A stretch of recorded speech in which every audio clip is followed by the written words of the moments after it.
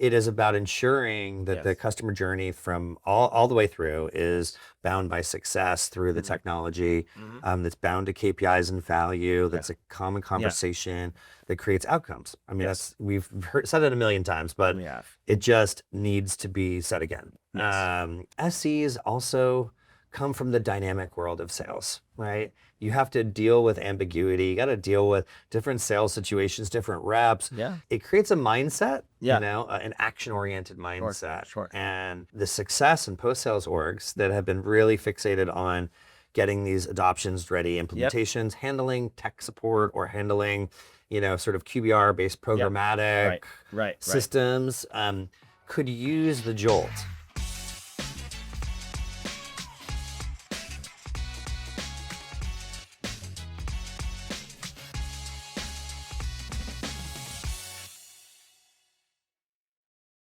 This episode is brought to you by Testbox.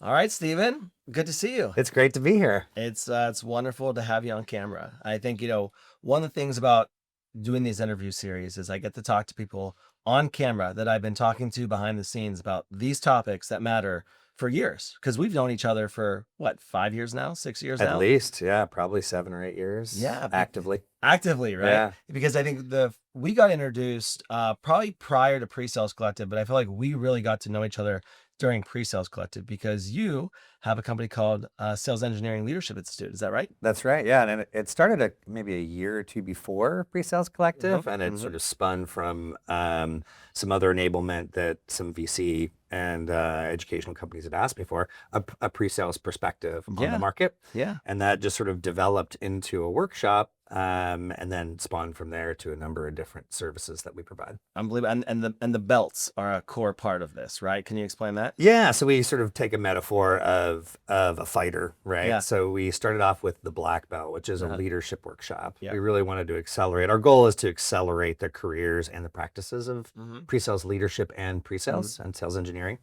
So it started off there, and we have this belt system where you can get second degrees and focus in Yep. on specific trending topics and core topics. Love that. And then we now offer a whole suite of individual contributor SE workshops. Amazing. And we frequently will go in to do assessments Yeah. and help build custom programs, things that Mm-hmm. companies can use, teams can use. Yeah. And really the mission is very similar to the pre-sales collective. Mm-hmm. So the threads are very Yeah. similar, Yeah. which is really to document best practice and to accelerate the craft for all Yeah. of us, right? To make sure that we are working together to elevate what we Mhm. do.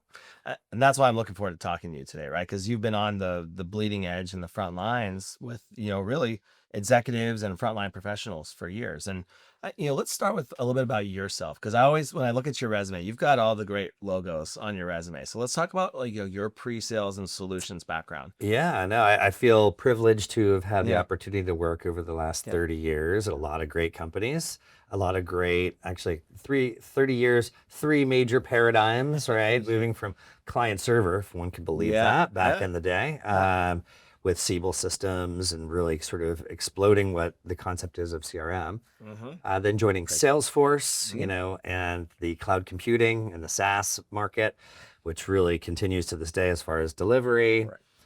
and mobile and social, and now AI. Mhm. And I've had the privilege of working with a lot of great companies, including in the search space with Algolia, a lot of in the analytics space and security space. Unbelievable. And through that, I've met great people Yeah. and had the opportunity to run hundreds of persons of teams for over 20 years now in Amazing. global roles, including living in Asia and managing Europe and that sort of thing. So have seen the world. Yeah. Totally. And at this point of the day, I've really found myself being an advisor and a mentor to other pre-sales professionals and wanting to give back at this Totally. phase to Totally. enable the people as well as the profession.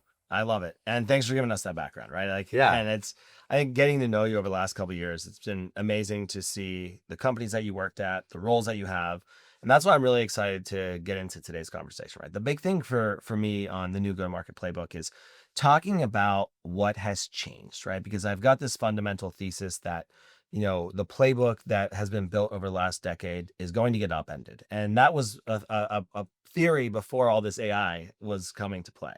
And so one of the things that I'm really curious for your point of view on is talking about like the one big thing, right? Is there one, you know, big change that you've seen in go-to-market strategy that you think is here to stay moving forward? Yeah, and it's the elephant in the room, Yeah. right? It's the acceleration of artificial intelligence and all Mm. operationalizing all parts of our Yeah. lives. Yeah.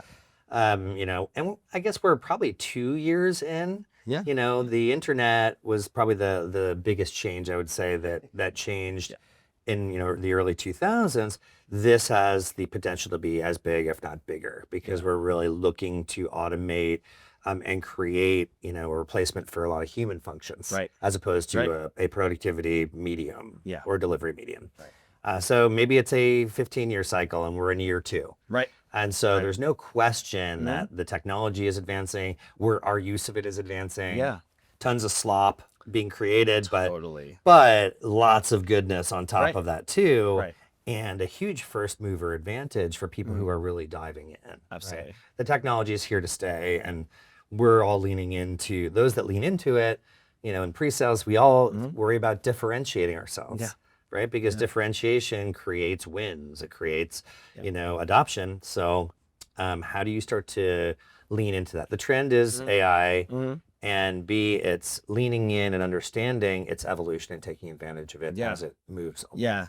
So fascinating. Actually, when you were giving your introduction, you talked about like the different phases. And so I guess what feels different about this AI phase compared to other phases that you've been a part of? Because you've been a part of some of the most transformational phases in software and technology. Definitely, definitely. And there's this one feels more profound simply Mm. because Mhm. of the nature of AI and automating and orchestrating Yeah. our own functions, Sure. right? It's an Sure. actual looking to call it supplant IQ. Yeah. We're not at EQ yet, Right. We're not there yet. which is real. We should talk about that because Happy to. we're as human beings, we Yeah. are emotional Yeah. beings, but Yeah.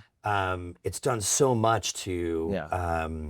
augment, Mm-hmm. yet also Agreed. replace Yeah. the need for many different roles Right. across our society. Yeah. Right. So if you look at some of the other moves, I think it created a swell of new developers and new roles to take Sure. advantage. Sure. And I think AI companies will create, new jobs. There'll be lots that are Yeah. created. Yeah. But there's a very large disruption to Yes, that, there and is. particularly in tech, right? Mhm. We can see it everywhere with, and I know that you have felt that as well I in have, your yeah. own growth as CRO and pivoting from Yeah. solutions to CRO and looking at how companies grow.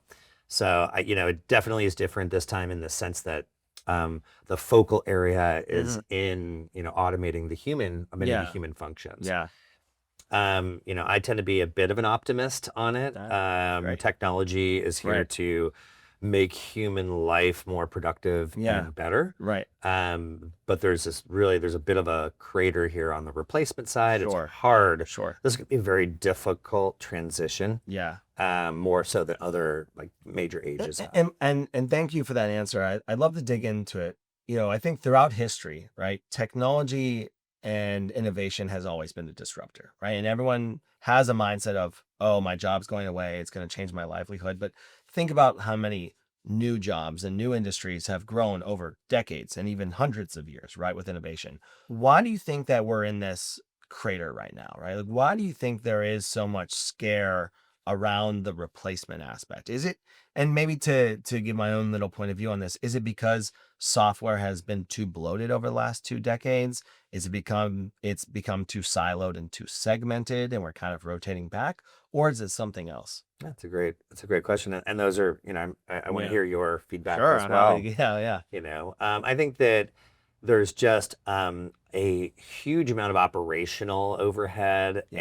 and data and other functions that we've used manpower for. That's Sure. why it kind of makes Sure. me think twice. There's a lot of talk around low-level jobs, interns, Right. people that usually Right. took these functions that are now automated. So Yeah. there's a low-end pressure Right. there. Totally is. And then there also is top end pressure where you've got, seasoned executives that may have great business fluency and they know how to get stuff done. But Yeah. there's even automation happening there where middle management or even Mhm. upper management Mhm. can be supplanted by, other agents or other technologies.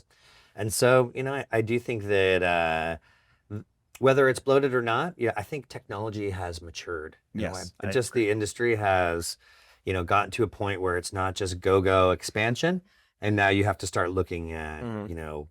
building long-term customer Right. relationships and more standard like most Yeah. industries. Right. Like most other industries outside of software and SaaS, right? Exactly. Yeah. Tell me your Yeah. thoughts. And thanks for asking that question back to me is, I mean, I think you saw it as part of Salesforce, right? Salesforce was when go to the cloud was not just a technology, but a change in behavior, right?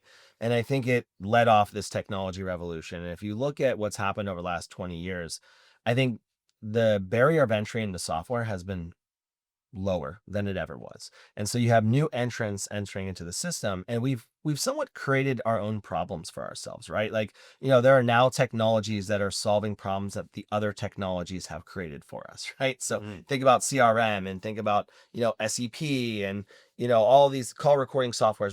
We've created all these softwares to be able to make our job more efficient, but it's because, some software has created more busy work or burden work for us, right? So like that I think is on the Interesting internal point. side, right? So there's all this technology that's entered into the market to try to automate everything, try to make our lives easier.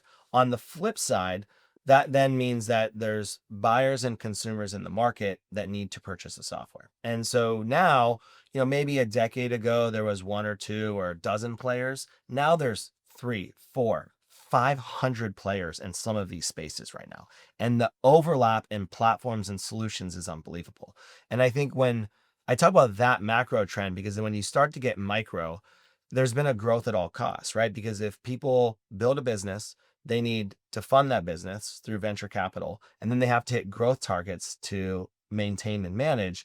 We've just seen a lot of overselling. We've seen a growth at all costs, and we've seen a model where it's okay to burn a lot of revenue because you're growing. And I think, like, not to use the overused example, and I'd love your thoughts on this, like the leaky bucket, right, has happened, is that sure, we've been prioritizing revenue in, but we have forgotten who matters, and that's the customer. Yep. And so I think to my point is that we've built these softwares and we've built these silos in organizations that have actually been at growth at all costs, grow our business, and lost sight of the customer. And so now we're in a world where things have shifted and companies aren't growing like they once were. And so burns higher. And then what does that actually mean is there's almost an existential question for a lot of software companies of like, can we actually exist? Can we be profitable? Can we be a standalone business?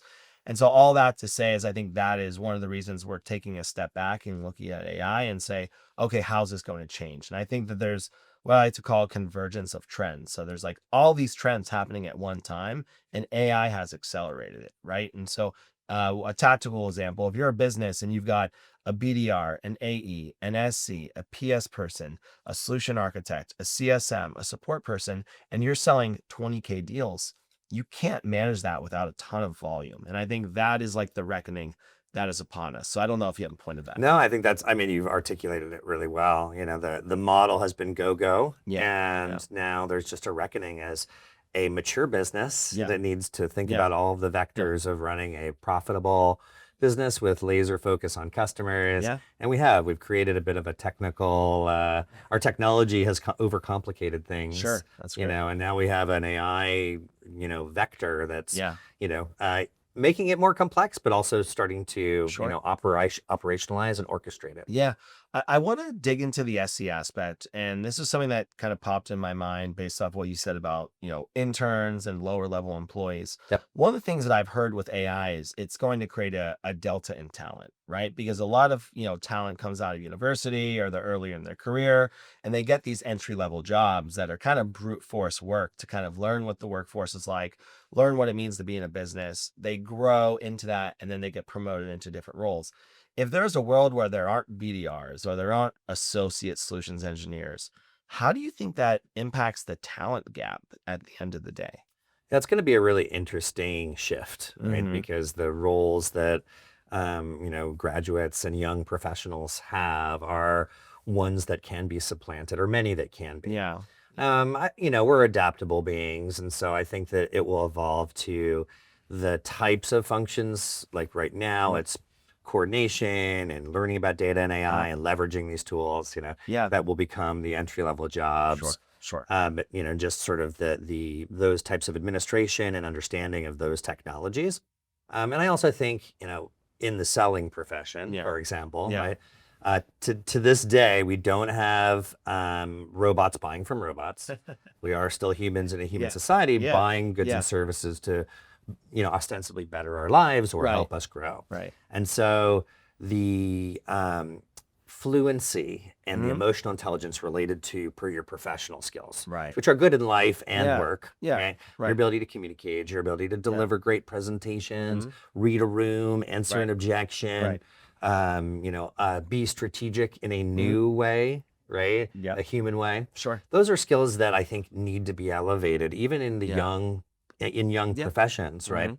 So that even as technology starts to answer, Mhm. many of these fundamental questions, and it's table stakes. You have to Mhm. know your solution. You have to know how it works. You, Right. you must have the subject matter expertise that you've built, but at the same time, it's the fluency, call it Yeah. business Yeah. fluency, Yeah. that is going to be, where these young professionals are adding value, Sure. and then starting to learn the ropes, if Yeah. you will. Yeah. Great answer. And I think this is something that we've talked about previously is the role of the human, right? Like you just said, like robots aren't buying from robots At least right not now. yet. Not yet, right? And so, what does the role of a, solutions or a salesperson look like in this next era? Because I think the expectations are changing, as you just mentioned, on communication and storytelling. There's some things still that humans can do today that are better than the AI. Right, right. And you're right. This is humans buying from humans. So, Mm-hmm. the Mm. ability to be emotionally intelligent, to Yeah. build trust, to communicate effectively, Yeah. to internally coordinate, Sure. either from bots or humans, right? And so, all the neuroscience and psychological studies all Mhm. point to this fact that you get the best culture, you get the best execution. Mhm. These things matter, Yeah. right? They do. And those are the ones that create that differentiation Yeah. in how companies execute. Sure. And so we don't want to lose sight of that, Mhm. right, as part of what Mhm. makes it very successful. Now, the role of go to market, you outline like 10 different roles to support a quota, Yeah. right? Right. And so, or support a renewal or a an ARR Right. relationship. Right. And there's no question that there are converging factors Sure. happening. There And has to be. in the selling role, Yeah. depending on how much we automate, Yeah. I think it was Vivin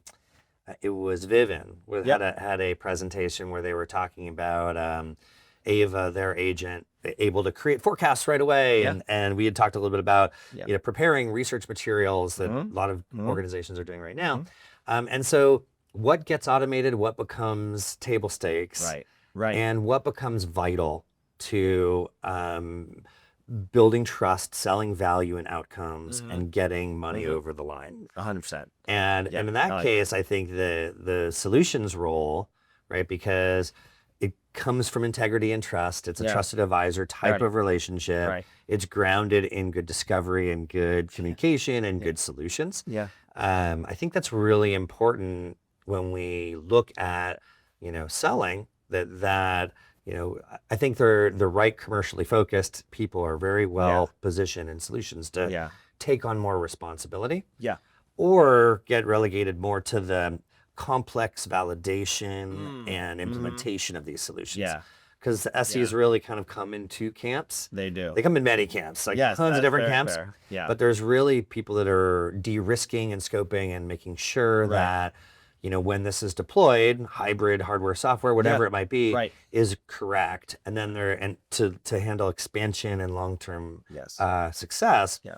And then you've got the front line, right, Mhm. where you really do need to sharpen all of your weapons and be Yes. an excellent salesperson, Sure. driving with integrity, driving with the right Yeah. solutions and outcomes. Yeah.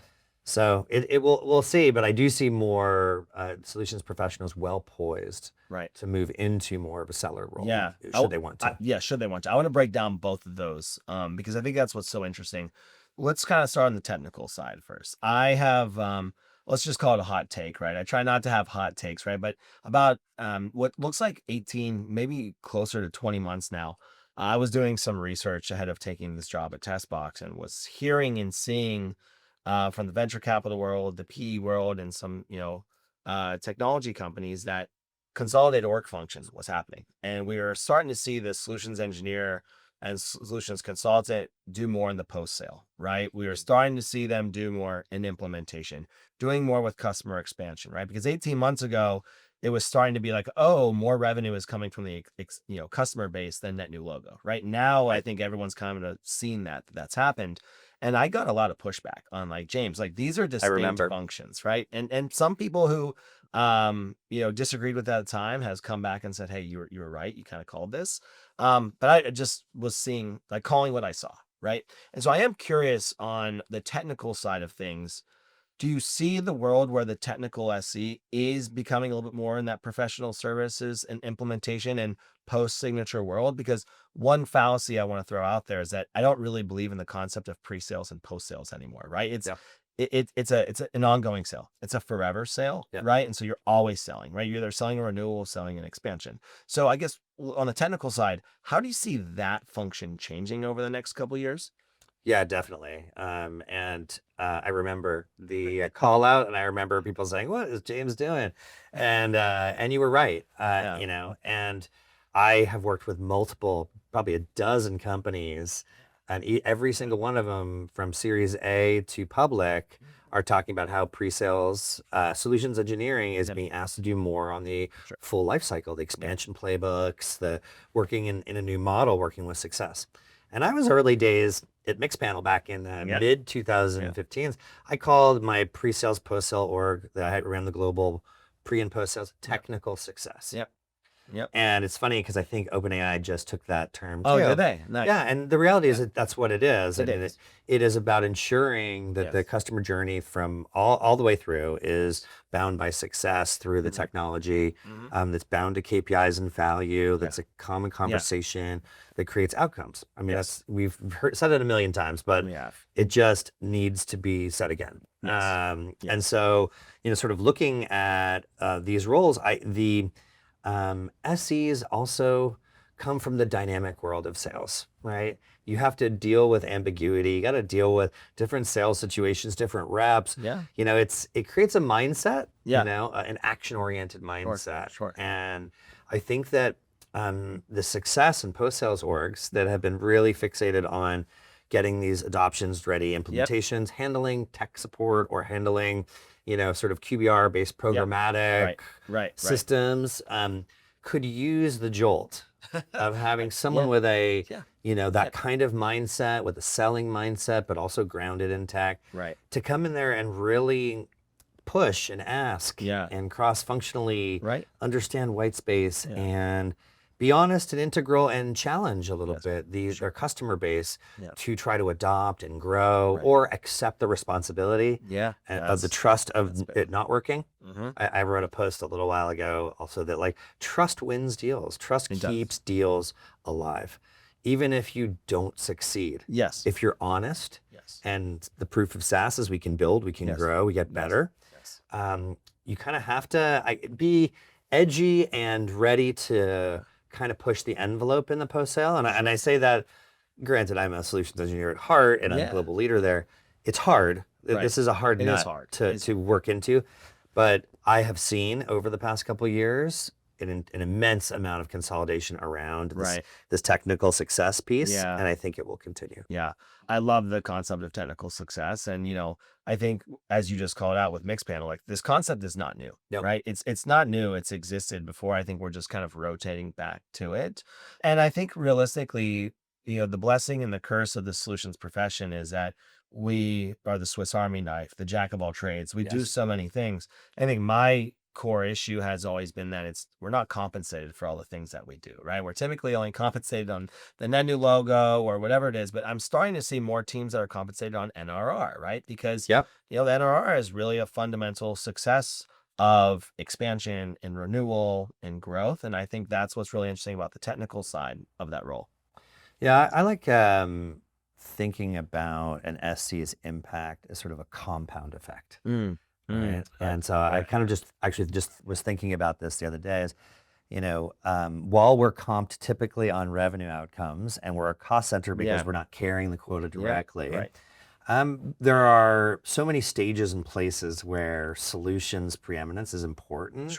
whether it's, getting signal from noise around product feedback, Yes. right? Where if you have a very popular product, Yeah. maybe your lighthouse customer Yep. wants you to move off your North Star to build all this stuff. Sure. Or while you're hearing from 10 new prospects about something they really need to have, how do you document, create severity, have conversations to make sure as a product organization, Yeah. your limited engineering resources Oh, yeah. are committed to the right thing. Right.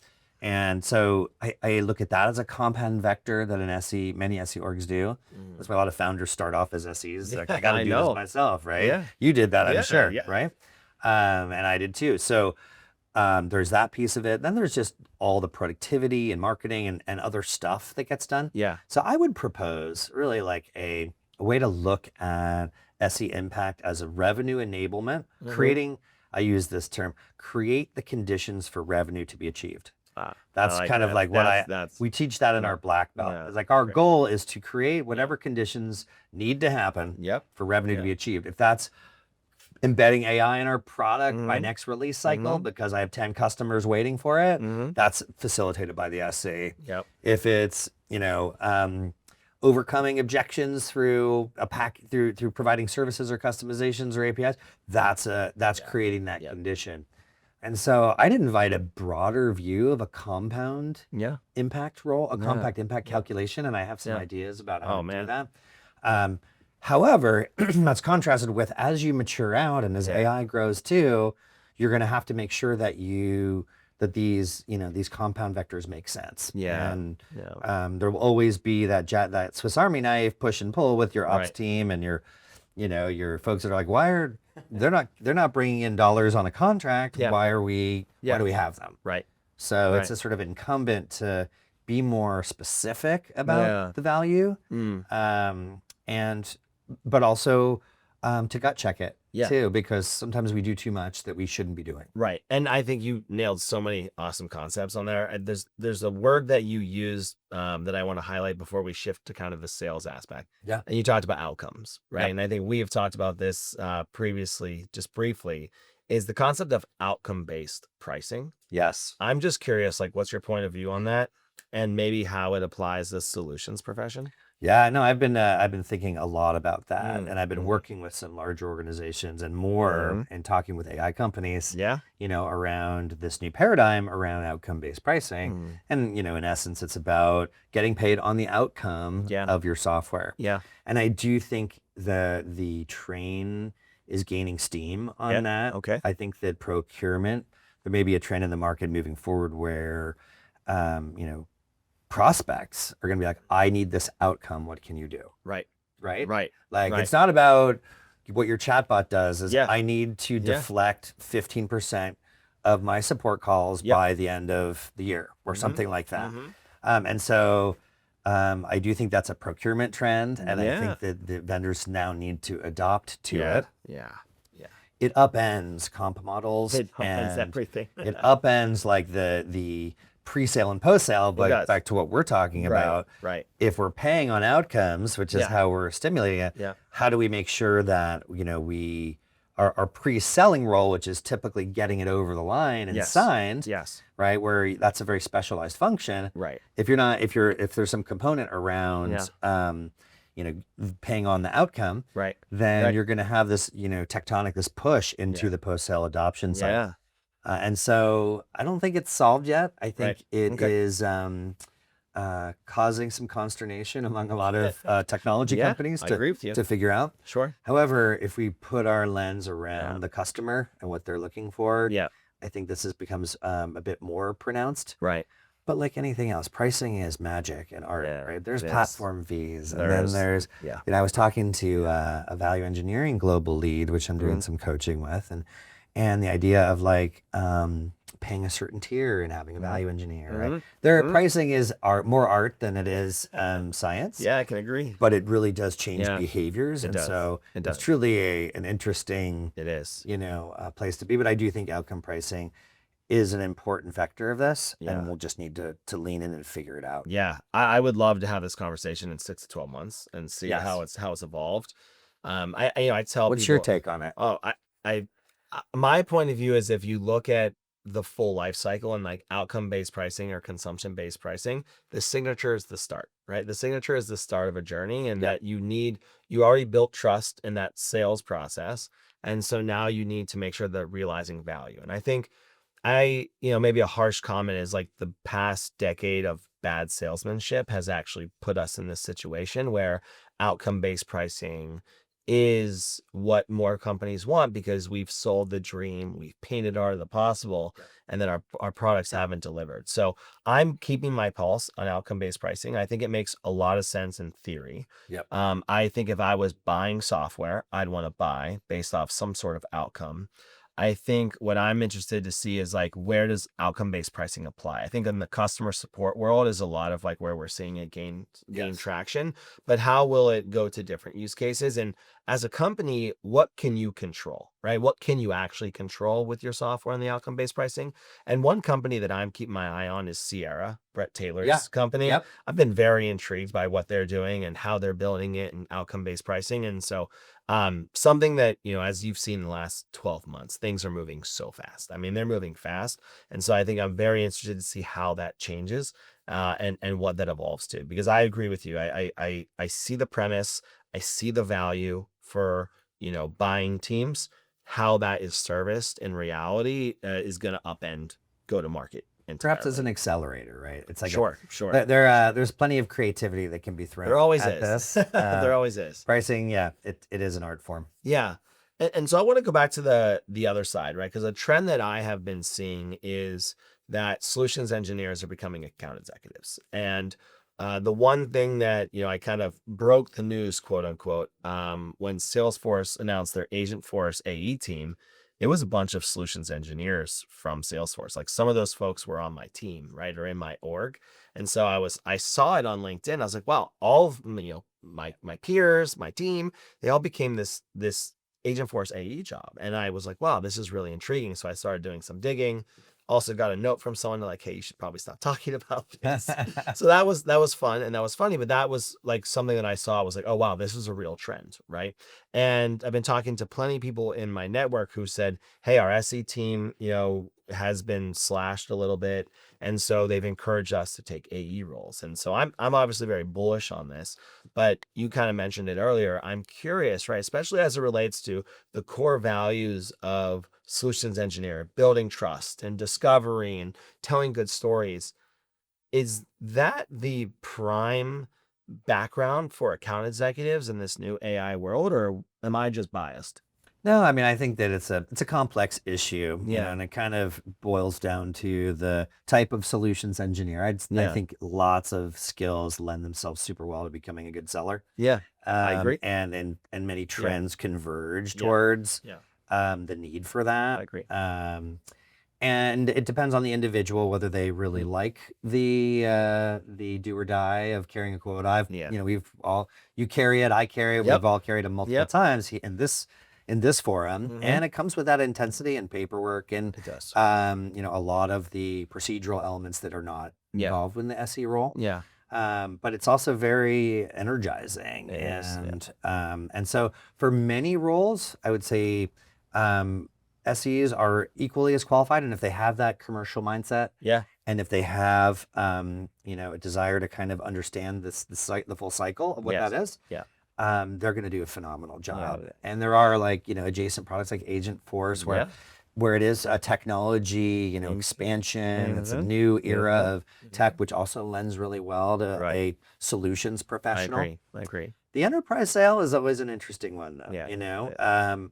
It's funny as I was chatting with Jesse Daly at People at AI, and he was just saying there is no single person who closes an enterprise deal.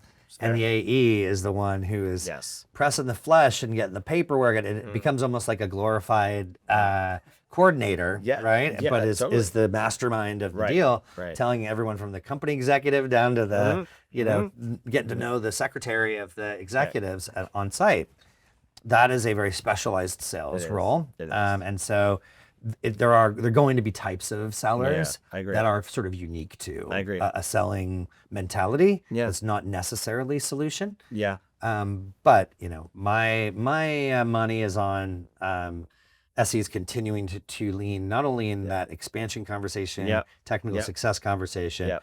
but the great skill sets for the right people to easily Yeah. transmute a bit more. And Sure. it'd be nice to see that happen more often. I agree. To be honest. I think you nailed it too. Is I think what's interesting is as the account executive role gets more automated and augmented with AI, how does that change the profile, right, Yeah. of a seller, right? And how does that change the profile of a seller in SMB, mid market, enterprise? And one of the things that I saw, HubSpot do 5 or 6 years ago was inbound success coach is what they called the person. It was like an inbound SC essentially that in those small transactional deals kind of came on, been hands-on with the product because that deal kind of closed itself, right? You just made sure they had what they need, right? And as that type of experience of try before you buy becomes more and more popular, right? Like how will that change the role of sales? And Yep. I have a fundamental belief, like if a BDR calls me, I just don't usually want to talk to the BDR, right? It's like, I don't want to be banted, you know what I mean? Like, I don't want to be qualified. And, if you're an account executive and as someone who manages account executives now, it is so much harder to get credibility and to get someone to want to talk to you. And when you get their time, you better deliver, right? Of value. And so I think those are these trends that are very interesting. And I'm curious to see how this changed and how this evolved. And so I think the last question I want to leave you with, right, is we've talked about it a lot, the evolution, right? But like if we're having this interview 5 years from now, what is your thesis on the SE profession? Like, what is it known for? Has the role changed? Like, let's just talk about that a little bit. Yep. That 5 years is an eternity in tech speak, as you know. You've lived through a couple yourself. Yeah. And let's call that 5 years. We're in full-fledged AI, assuming that all of the technology and everything that we expect is going to happen continues. We are, right there where we're no longer we're not only operationalizing, but we're orchestrating an entire suites of connection points. We have agents that are much more intelligent, that have assumed greater data capacity and capability. And you maybe have some hardware convergence too, where you've got autonomous agents that are actually physical or helping in that. There's no question that all of our jobs will be changed. But I come back to this concept of, I still think humans will be buying things from humans. We're building this technology because we want the promise of a better lives for ourselves and to be, to buy the things and to do the things that are going to be of value to us.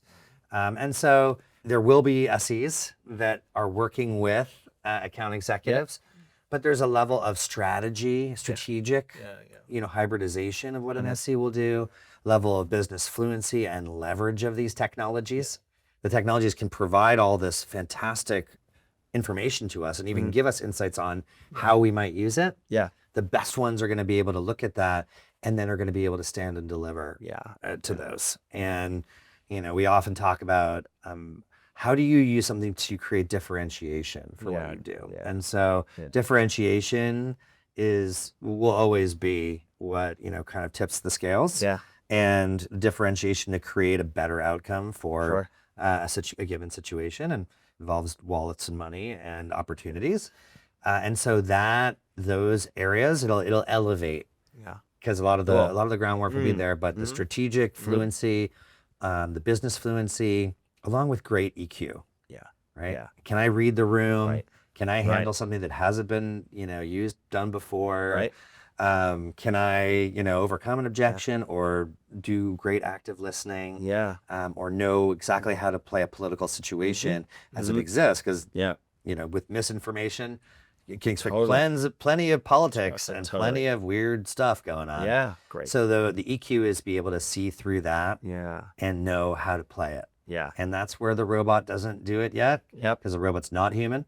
And where we still have that skill to develop. And what's very cool about it, and all the emotional intelligence work we do at Sealy, is those are also trainable skills. They are. And so it's what's going on up here that we can train, just like we're training all of these other systems to handle a lot of the speeds and feeds. Love it. Stephen, this has been a fantastic conversation. Such a I've really pleasure. enjoyed having you on here, and thanks for all your insights. Thank you. Likewise. It's such a great time to reconnect. And I appreciate being on here. It's been great having you on here, and look forward to maybe having this conversation again a year from now and seeing how things change. Love it. Let's do it. All right. Thanks, Stephen.